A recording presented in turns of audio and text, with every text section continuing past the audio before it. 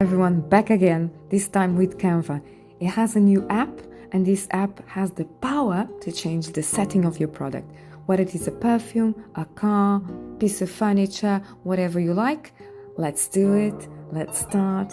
Free, everyone, of course. First, open your Canva, choose video, then go to apps. Here, choose Product Studio.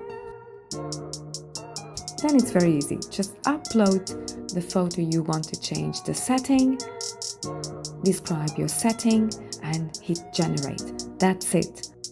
How marvelous is this?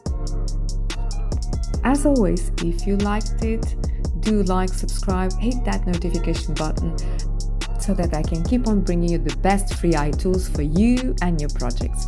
Bye bye for now.